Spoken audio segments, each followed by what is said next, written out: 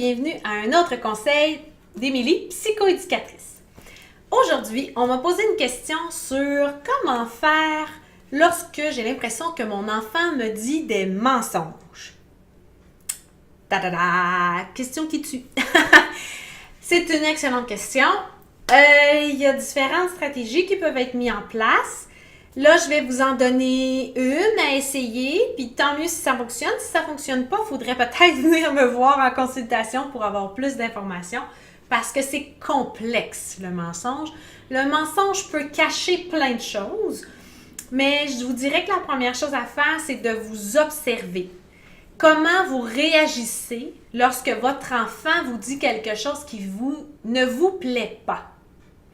Parce que si votre enfant sait que vous allez exploser parce qu'il a fait quelque chose de pas correct à l'école, il va être enclin à vous mentir. Si il sait qu'habituellement, quand il déforme un peu la réalité, vous êtes vraiment pas content, il va peut-être tenir son bout puis vraiment mentir et continuer à mentir, même si vous le savez qu'il ment puis que vous le nommez, parce qu'il sait que si il vous dit « oui, j'ai menti », ça va être la catastrophe. Donc, il faut vraiment faire attention avec nos enfants à notre façon de réagir. Dites-vous que vous êtes en apprentissage à être parent, que votre enfant est en apprentissage à être enfant et que vous avez un lien à long terme à avoir. Je ne suis pas en train de vous dire de laisser tout passer et de jamais te mettre de conséquences. Vous le savez, j'ai plein de capsules vidéo jusqu'à maintenant et j'en ai plusieurs qui parlent des conséquences et de mettre des limites et des règles et tout. Donc, c'est pas ce que je suis en train de vous dire. Par contre, je suis en train de vous dire que si vous réagissez tel un volcan, si vous êtes vraiment désemparé quand votre enfant vous ment ou que vous avez le sentiment qu'il vous cache quelque chose puis que ça vient vous mettre hors de vous, c'est peut-être quelque chose qui va renforcer son mensonge. C'est bizarre à dire, ça ne lui fera pas peur. Au contraire, il va avoir plus peur de vous si vous apprenez qu'il a vraiment menti.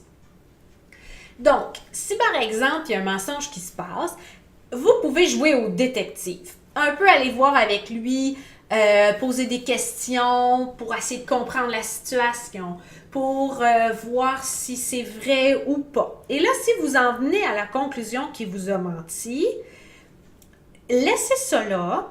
Attendez que son émotion se referme, qu'il soit plus zen et calme, peut-être même une autre journée, puis lui dire « Tu sais, Christophe, l'autre fois, quand tu m'as dit telle affaire, là, j'ai vraiment l'impression que tu ne me disais pas la vérité.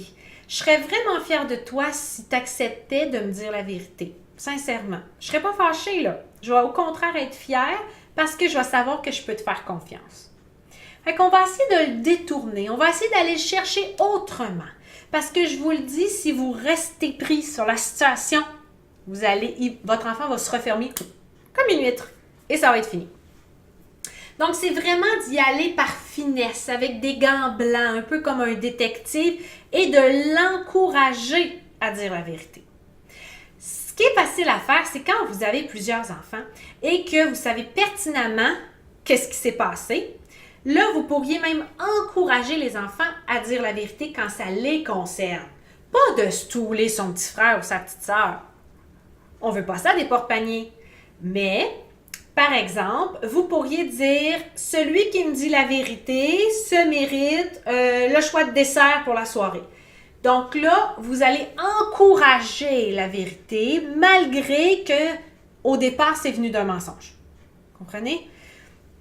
On va faire en sorte que la vérité soit une belle valeur dans la maison, que ça soit ça qui est encouragé, peu importe si la vérité est belle à entendre ou non. Fait que ça, c'est intéressant, là, mais c'est ce que je vous lance pour les mensonges. Si vous avez besoin de plus de conseils, vous pourriez me poser une question plus précise. Sinon, je vous conseille de me contacter. Ça va me faire plaisir de vous aider dans une situation familiale où le mensonge fait partie de votre vie. Et aussi, je vous souhaite une excellente semaine et à la semaine prochaine pour un autre conseil d'Émilie, psychoéducatrice.